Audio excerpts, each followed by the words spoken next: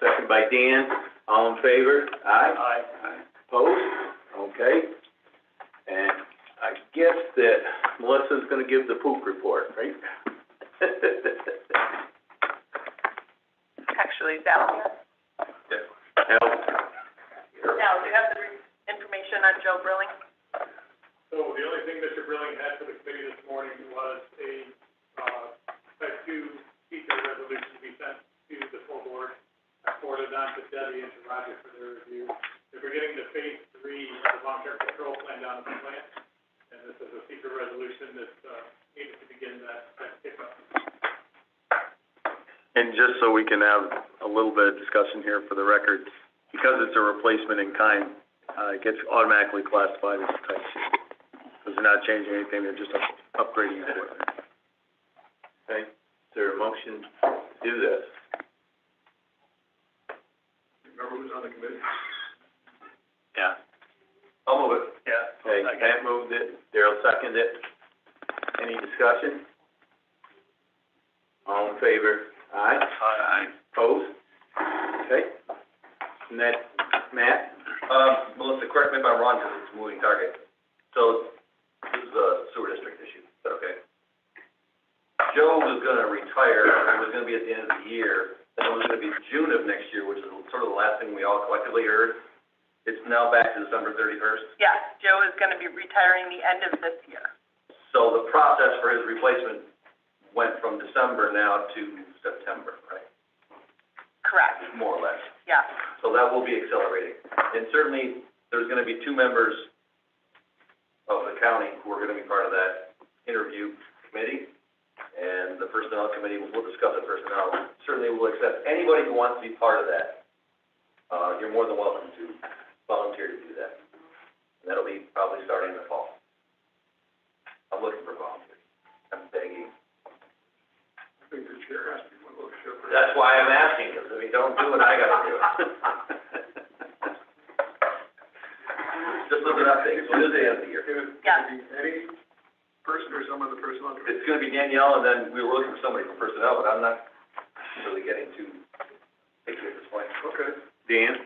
Yeah, I'm not volunteering. Oh, I thought I feel, and everybody has their own thoughts, that the 2 supervisors that this sewer district impacts, which is Fort Edward and Kingsbury, it behooves them to set on this. is Lester part of the group anyway? Yeah. Yeah, so he's already gonna be, Oh, In the he's the commissioner. I thought he appointed somebody. No, I believe he is. He serves that, well, there you go, you've got somebody on there. Okay. Now, so the person that's gonna be shadowing is planning to start in when? My last conversation with Matt Traber, a couple weeks ago, they are going to advertise. They'll be working with Danielle and personnel, getting the advertisements ready, the job description set, what they're looking for. And then once they start that and they get the candidates in and they see what they're dealing with candidates, then they'll start to look at the shadow process and all of that, depending on the experience that the person has that will be replacing Joe. So they're starting this process right off here. They're getting close, yes. Yes, I know they've been in conversation with Danielle and personnel. Their issue was, when he was gonna retire in June, all of the expense could have been pushed to 2022's budgeting. But now that we're backing it up, I think shadowing is gonna have to be budgeted in 2021. All right, any more questions on sewer department? All right, Deb?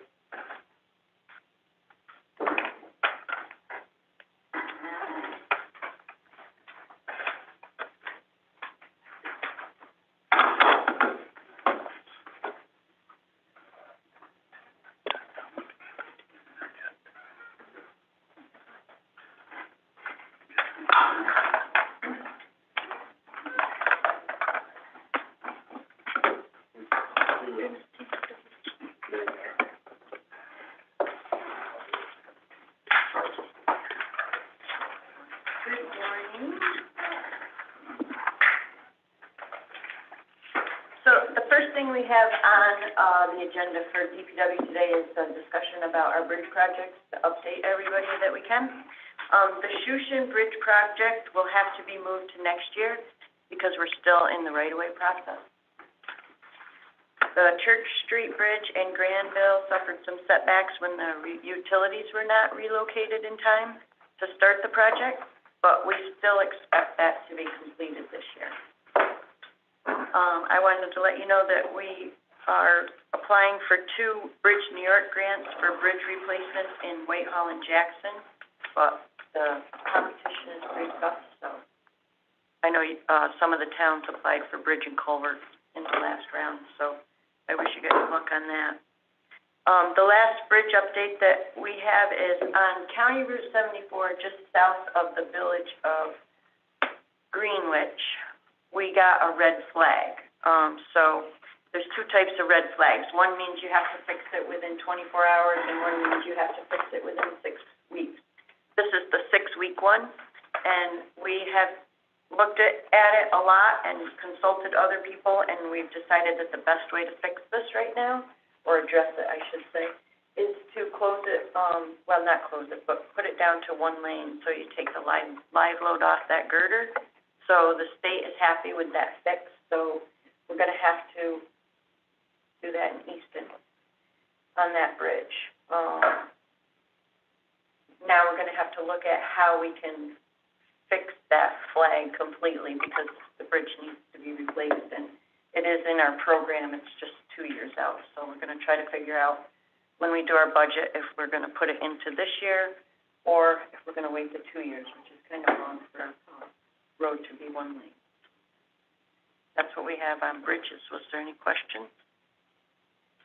What type of lane closure are you referring to? You're gonna just, it's not gonna be like a light where you have to stop and go, it's gonna be just 1 lane and Yep. a sign, so basically people don't have to stop if there's nobody coming.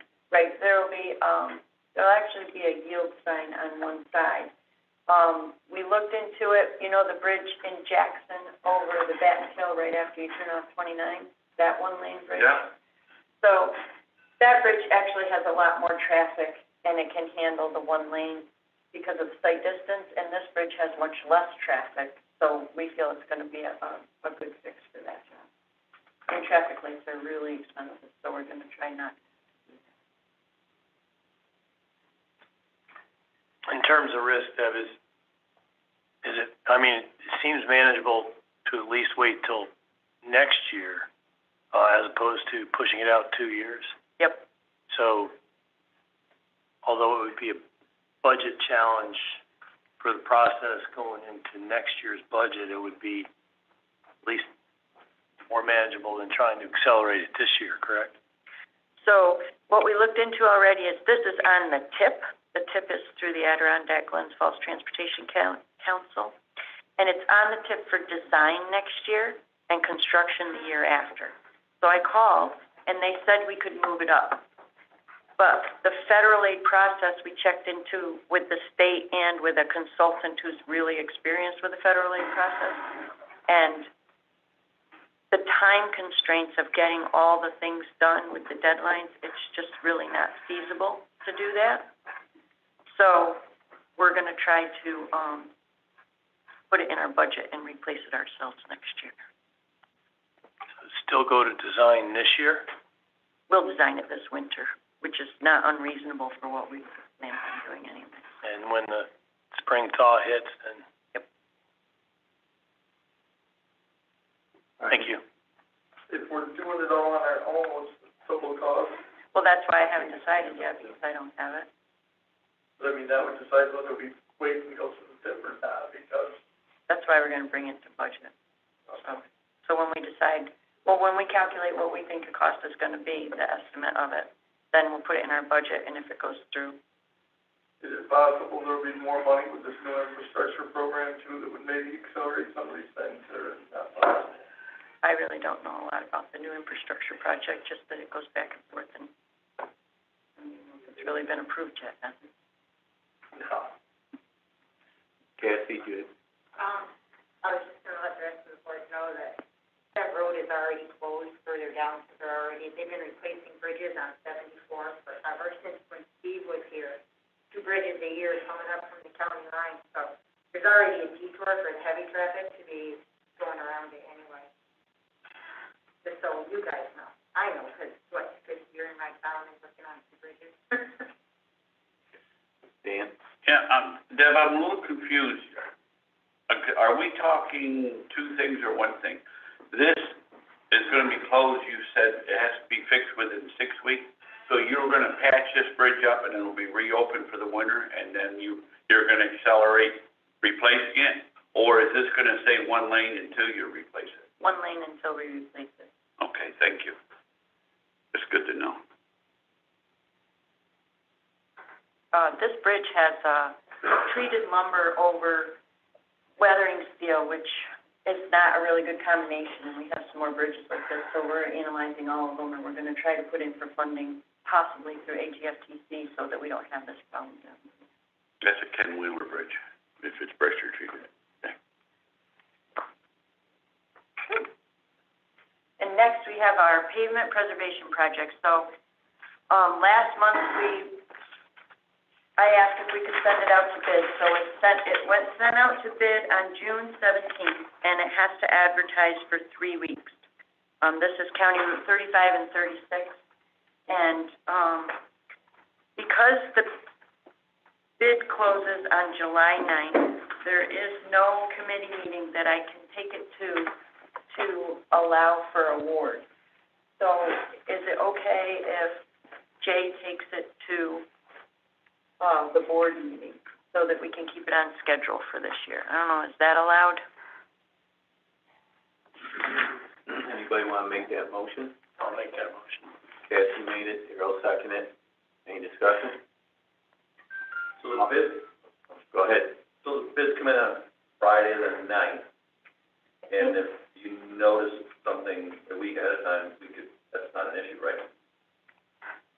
Oh, so the bids come in on the 9th, yep, and then the consultant takes it and analyzes it for all the things that they have to analyze it for to make sure everything's kosher, and then they'll make a recommendation on who to award it to.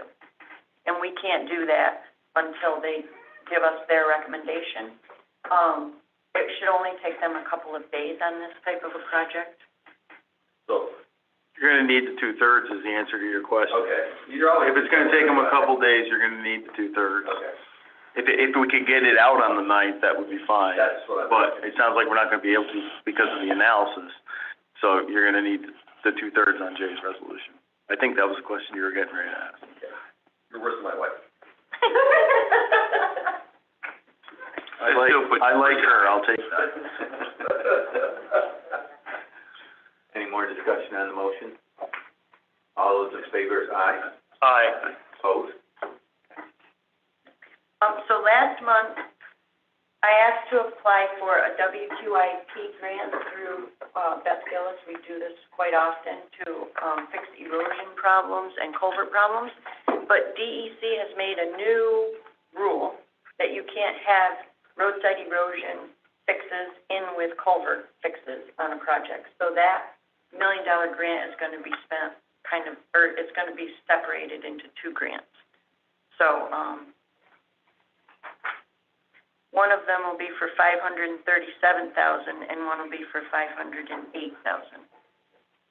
I know that adds up to a little more than $1 million, but that's what we're gonna try to apply for. So is it okay if we do it in 2 grants instead? I make the motion. Second. Okay, the motion, the second. What would the wording be on this, Deb, just so we know what we're voting on? I think that to allow the superintendent to apply for 2 WQIP grants. Yep. For road erosion and culvert. Okay. Any more discussion? All in favor, aye. Aye. Opposed? So, at the last meeting, it was mentioned that we wanted to talk about carpool. So I put together some carpool.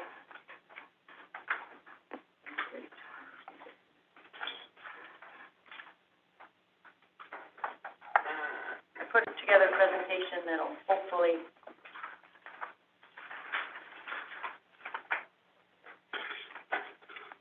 help it make more sense to everybody, or help you understand if there's something you don't, ask questions about it. And I printed them all out because I like to have it when I'm going to the presentation, if you want to take notes. So, the carpool fund has two categories of cars. They have fleet cars and they have carpool cars. So fleet cars are basically assigned and they're housed in a particular department. The pool cars are available for reservation. So if you need a car to go to a class in Glens Falls, you would sign out a pool car. We have 13 unassigned pool cars for years, and their year ranges from from 2007 to 2020, the cars that are in that pool. It's kind of hard to do the miles for a year, but we looked it over and we came up with about $150,000, or 150,000 miles, $150,000. And in the year February 2019 to February 2020. So in the fleet part of carpool, there's 21 departments that have 153 vehicles in them. So these are the assigned ones. So I wrote down what is assigned to each one. So, for example, alternative sentencing has 5 cars. And you can see down through there, Buildings and Grounds has 11. Highway, the sheriff's on there. So all the carpool cars that are assigned are in those departments. And how carpool works is vehicles are added basically one of 2 ways. We either purchase them through the carpool fund, or you will get them through a grant. There's some departments who get cars through grants like DSS, emergency services, public safety is emergency services. And so those are a little bit different in carpool, but they're still fleet vehicles. And then when we remove them, they're either sent to auction. Well, they're all sent to auction. I think we do anything other than send them to auction when they reach their usable life, whether that be by an accident or if it just runs out as well. It's too costly to repair. Deb, I understand what you said so far, but like the ones in DSS which are coming in as a grant, I'm assuming it's how that's looked at. Yep. But after 3 years, they get moved out of that and you move them in the carpool. Are they still considered grant, or are they, how do you, because you get 3 more to replace them with grant, so do they stay as no cost, or are they looked at as though they were a grant all the way through to their full service life? They do not look at as a grant all the way through. So the grant cars are charged a different rate than the fleet cars are, and when they become a fleet car, when they're moved out of the grant department, then they become carpool cars. And then they get the new rate? Yep. Okay, thank you. So I listed the age of all the vehicles. You can see that we still have 7 2007s and 16 2008. So it's all listed out in what their age is at this point in time. That includes all cars in the fund. It includes all the fleet cars and all the carpool cars. Doesn't matter if it's grant or anything. It's everything that is in carpool. Carpool. Go ahead, Sam. Yeah, what criteria do you utilize to determine the service life? So we just wait until they will cost too much to fix them. So one of the things is an accident. If it's going to cost too much to fix it, then we'll send it to auction. And I always bring it here and get approval first. So another one is, for an example, we had some rocker panels that rusted out. So we discussed it, and there were 7 of them that needed to be addressed. And 2 of them ended up having to go to auction because it would have just been too much to fix them. And then the other 5 were repaired. Dana. Deb, on the one sheet where it says the fleet and sign, it says 153 vehicles.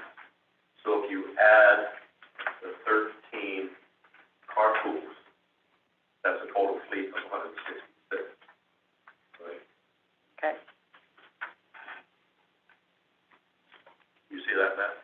Matt had it. Well, this is a snapshot from a couple months ago, okay, so 166 vehicles, but the highway shop one, that does not include the snowplow trucks or Right. animals. Yep. These are cars, not. Yes. And, if there was a number that was out there before, and maybe a little different, because there are some trailers in here that, like, the sheriff has a boat trailer. The, highway has a couple of trailers for other stuff that are in here. There are some lawnmowers in here. There's a truck cap in here. I took stuff like that out of this and just left the cars. Okay, does carpool have a fleet car?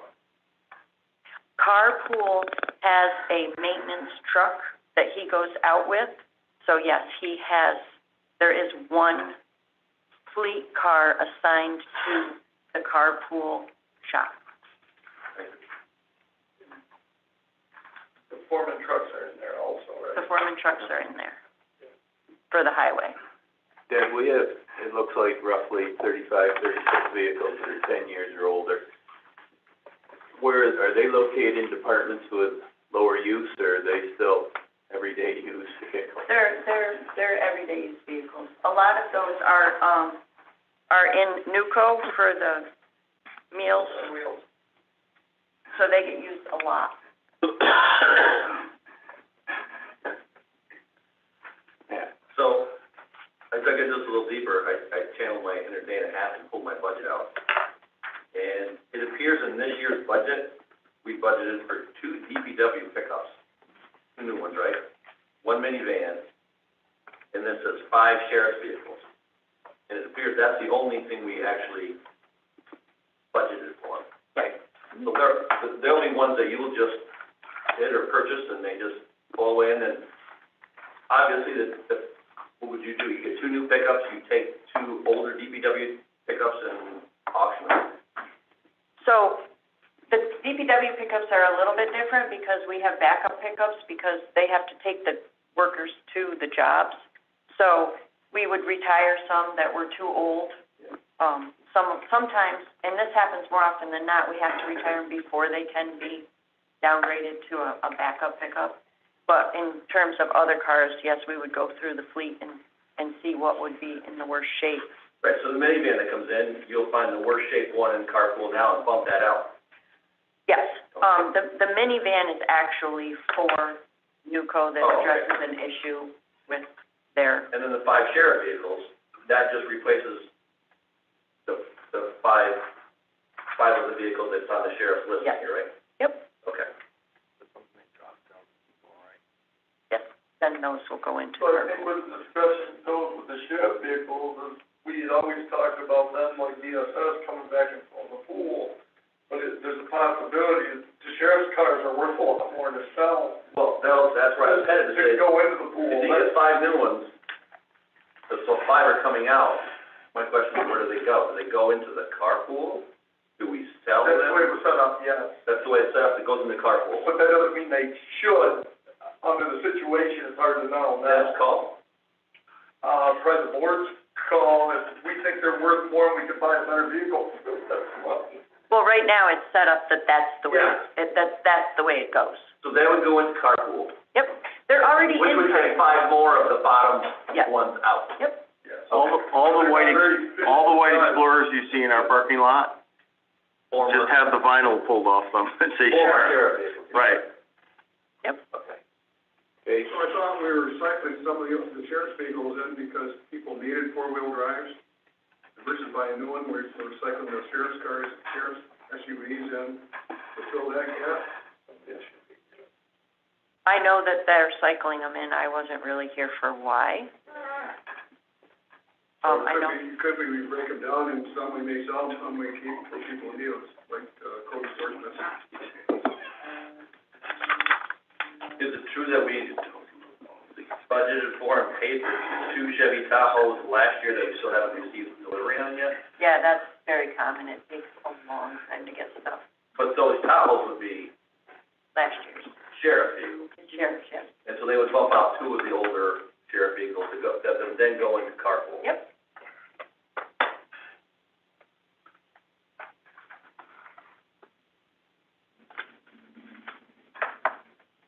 More questions? Yeah,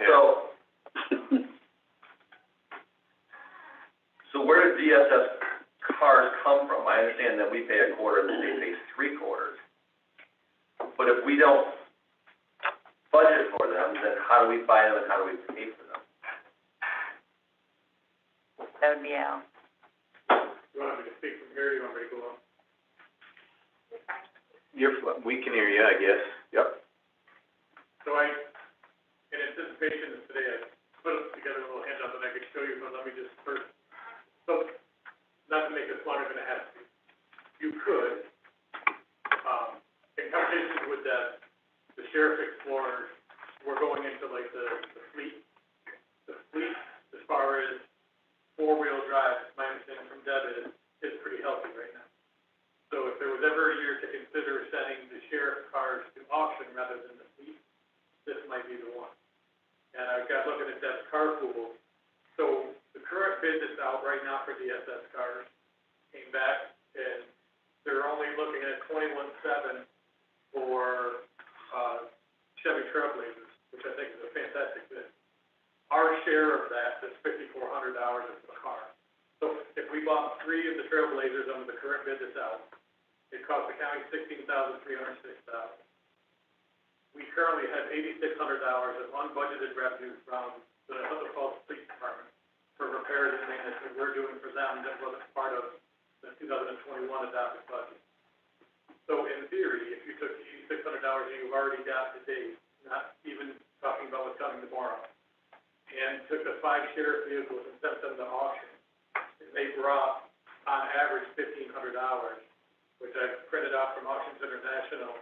They're going anywhere from 13 to 27 under the current bids, and the bids haven't closed yet. So I think that $1,500 is almost a worst case on the 2014s that we'd be dropping out. So through the unbudgeted Hudson Falls police revenue and sending the sheriff explorers to auction, you could in theory fund the county portion of the Trailblazers and have no budget impact, if that's something that you wanted to entertain. Melissa? If I could just add also, that bid that's currently out, those three Trailblazers, for that bid to be accepted, this would actually be the last committee meeting to do that, and then go to the full board, for that bid to be awarded. I just wanted to remind everyone of that bid is still sitting out there. In the past, for the most part, while I've been here, it has not come out of the carpool budget. It has not. But I like, Well, that was my question. I think Al's creative thinking is excellent. That's a great idea. But moving forward, wouldn't it be wise if we're gonna buy 3 DSS cars every year, that we actually put them in the budget someplace, so that we haven't gotta worry about if Hudson Falls needs more repairs or we need to move stuff out? We just incorporate it in there, so we have a number that we can work with? Yeah, the first year we did it, we took money because it was only a quarter of the car. We took it from carpool and moved it over because they were all going back to the carpool. So that's why it was never in the DSS budget. We would just move it from carpool over. That's how we started. But why would you put $16,400 Well, in the right, carpool budget? Right, but when we started it, it was in the middle of the year and the budget was done. So, and it was going back to carpool. So you were buying a car for the quarter of the cost. Yeah. So it just makes sense. So we can plan ahead for next year, doing that. Yeah. All right, so, as Melissa's brought up, and we might as well jump into that, what do you guys want to do with the bid on these cars? Dana? I make motion that we accept. Second. Motion, is there a second? Second by Darrell. I'll open discussion. Al? Actually, I'll come back, because I think it's not necessarily to be awarded me a bid, but I have a follow-up with this vote. Okay. Okay. Yep. Do I have to specify that we do it the way Al suggested, or is that open wording on the resolution? I don't know. Is it a separate? So I'm gonna bring up that separate, Mr. Haff, that's why I hesitated, sorry. I'm gonna award the bid first, and then we can discuss the funding. He's waiting to see if the bid gets awarded first. Is there any other discussion on the motion? Dan? I'm a little confused, so I'd like to get it cleared up. Earlier in the year, there was talk of buying electric cars. Did that get voted down or changed? So by us approving this, is the electric car issue dead? That's what I'm trying to understand. I believe the electric car is through DSS. If we approve this motion, the electric car will be dead for the moment. For this year, for 2021. Yeah. Right. That'd be our only purchase. Yeah, so that's all I'm trying to clear up. So that eliminates us buying electric cars this year. You have bought a car. Huh? You have purchased 3 cars, so you don't need 6. No, that's all I'm trying to, one way or another, we're done with the electric car discussion for this year. Right. Well, That's all. what would, Right, no, it can always come up again, but right now, you're. Right, yeah, correct. And I think that needs to be clarified, because we've had so much stuff hanging on electric car issues. I kind of wanted that. For the 3 DSS vehicles that were required for this year, electric was considered but didn't meet the requirement. Therefore, the bids that came back of the vehicles that met the requirement are the ones that are consideration today. So in the future, though, when we go out and seek solutions for vehicle requirements, if electric meets the requirement and comes in competitive to the bid process, then I think we'll consider that going forward. But for this particular motion, it's exclusively to meet the requirement that was brought forward, and the lowest bid being the Chevy. Yeah, I would agree with Darrell, but I think efficiency through the different departments will be looked at separately. I think for DSS, this is where we're at for now, yeah. Correct. But I think as each department, if it's the way they wanna go, if we can save money and efficiencies in each department, we'll still look department by department moving forward. Okay. Anybody else? All in favor of Dana's motion? Aye. Aye. Opposed? Okay, I need a second motion on how to fund it now. Al? So what I would be looking for, Mr. Chairman, is a resolution to send to finance the budget amendment appropriating, an interfund transfer from the carpool fund for the county share of the DSS car purchase in the amount of $16,306. And I don't know if you want to include in that budget resolution, the ability for Debbie to declare, her car surplus, if you need to do that separate, and just deal with the funding back and stuff. So what the award of the bid and the purchase of the cars will do, with the 3 Trailblazers coming into DSS, it will allow the first 3 that we bought in this program to come out into the carpool. So when Deb gets those 3 from DSS, this will be the first batch coming home. When Deb gets the first 3 from DSS as a result of this purchase, she will then drop out 3 of the worst in the carpool fund and send them to auction. So you can either save her time and let her declare, if you want her to come back and tell you specifically which 3, then that'll be in a future meeting. I didn't know if you had an appetite to roll all that in and let her just declare surplus and get them out to auction when she gets the 3 cars from. Again, there's no hurry, so you could wait and have her bring you the exact 3, but all we definitely need today is the budget amendment to finance for the fund. Darrell, you had something? Al, thank you. To shape the discussion and the motion, I agree that, make the motion to go to finance with that piece of it. I'd like to leave, my recommendation though is to leave the, department head the flexibility to make the decision as to which cars come out. I think managing the fleet, that level of detail is best done by those who actually oversee the fleet. And, let the financial decisions be made at finance. Yeah, Daryl's correct, but we have to declare the things surplus in order for her to do it, so that'll eventually come. Do we know if the vehicles are coming in 3 weeks or 3 years? Do we have any idea of the time frame? Did it say on the bid that, was there a, even if It probably There should be a been a delivery. while. even if you put on there that it's due by such and such, there's nothing you can do to get it. Well, sometimes they're not a lot, that's what I did. It's 10 to 14 weeks on the bid sheet that they sent back in. So, they might make it. Might make it. Ma'am, I'm gonna make this way more complicated than it needs to be. So you need $16,000, you can have half of that from Hudson.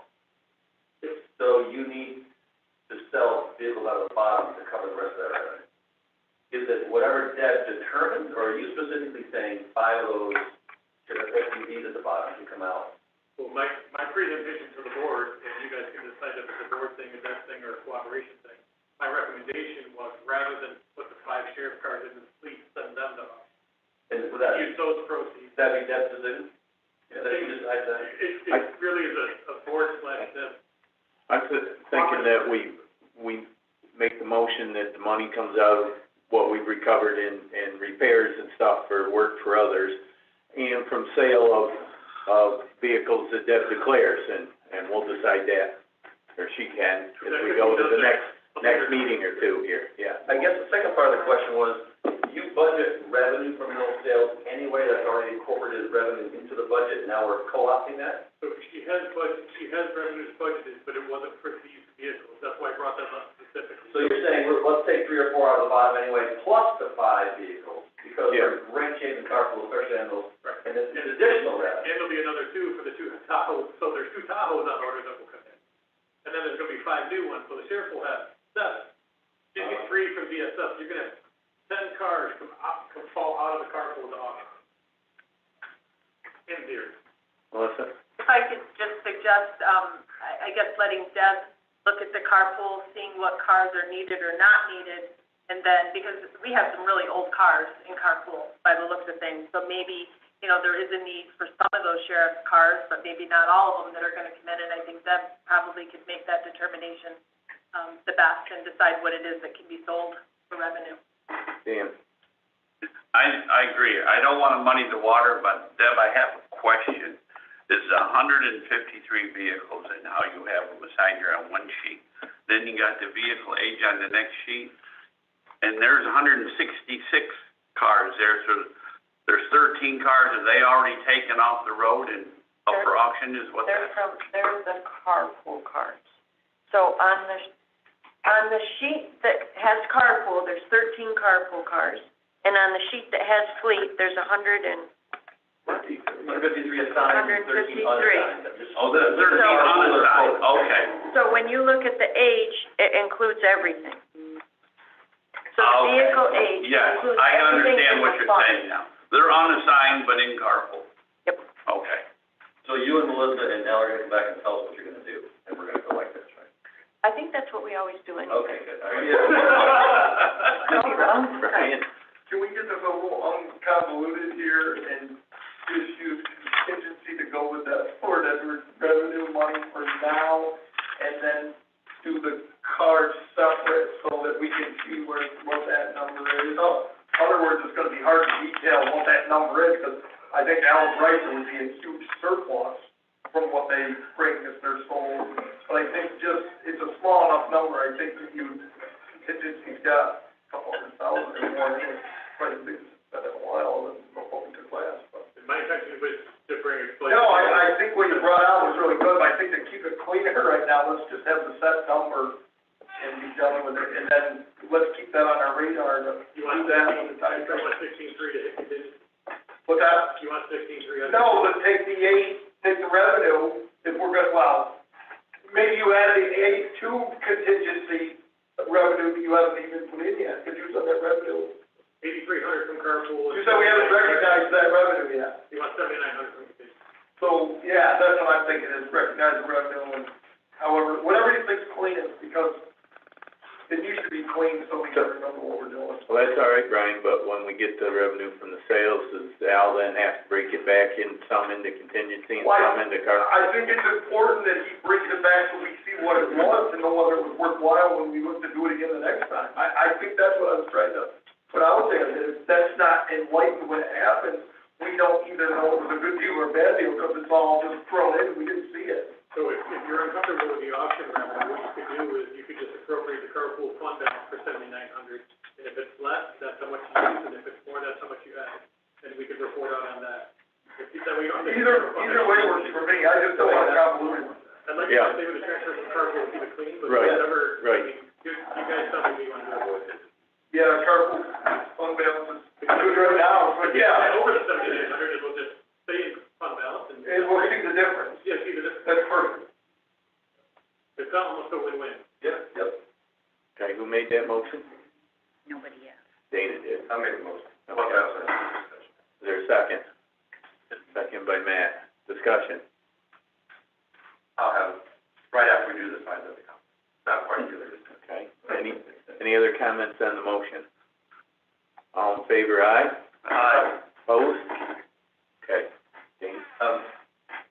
Yeah, we used to see a lot of information about carpool years ago, and then we kind of just evaporated a little bit. I'd like to see maybe an annual report on the fleet, the unassigned and the assigned, and what we have. I think it's useful information for us. Maybe some kind of annual. Well, I think this sheet's good with all the ages on it, as we look and see where everything is. Yeah, just be a little bit collated with like what vehicles they are, but I mean, in the future, I'd like to see By department, maybe department. well, an assigned and unassigned vehicle report. Inventory. Yes. Deb, do you have any more on carpool presentation? Jay, I'd like to thank them both for doing all this. We get wrapped up in doing other stuff, and even though some of us been here a while, we forget how these things work, the systems in different departments. As Roger says, sometimes there's a squirrel that we get chasing after, and we forget 10 things that we thought we knew. Well, that's what I told Deb. It's good that you remind us how these all work, because we forget, and it's helpful. Yeah, when she suggested it, I said, yeah, it takes about every 2 to 3 years, we gotta have a refresher. You do. Yeah. Anything else? That's all I have. Does anybody have anything else to bring before the committee? Chris? I just want to give an update, Deb, you probably already know this, the septic system at the county barn up in Putnam failed.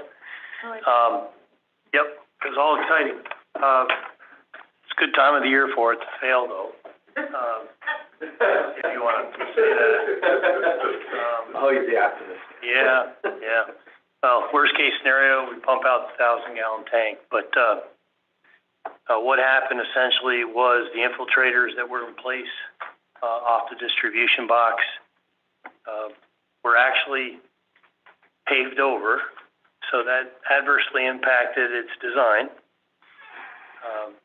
So what we're doing is we're going to, engineer an alternative solution, but we'll have to bring in a lot of fill and stuff. I think you're familiar with that parking lot a little bit. So over on the county side towards Route 22, we're gonna have to bring in fill and then create another area for another set of infiltrators to go in. We'll use a combination of the engineered solution and our own resources to put that in place. So more to follow on that. Right? How far is this from where the electric lines get buried? Are we ways away, so we're not? Quite a ways away, yeah. Okay. We'll ensure that We don't mix the two. this piece does not get paved over again. Yeah, so we paved over it and then thought we could drive on it because it was paved, apparently. Exactly. So, I also want to, thank Devin's department for being proactive on all these bridges. There's a lot of rivers, streams in our county.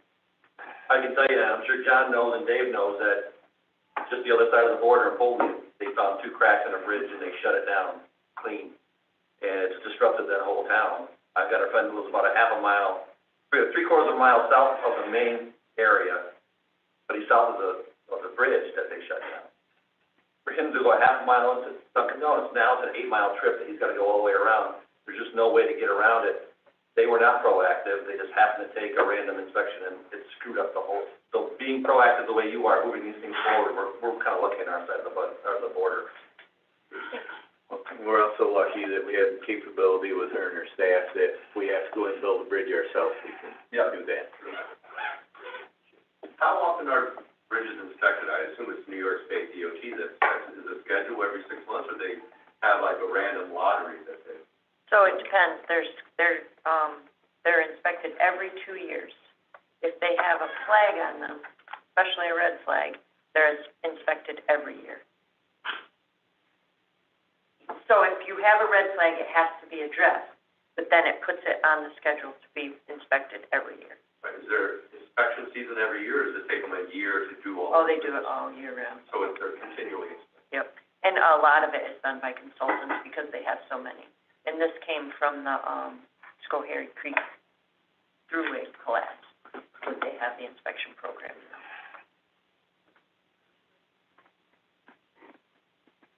Anybody else?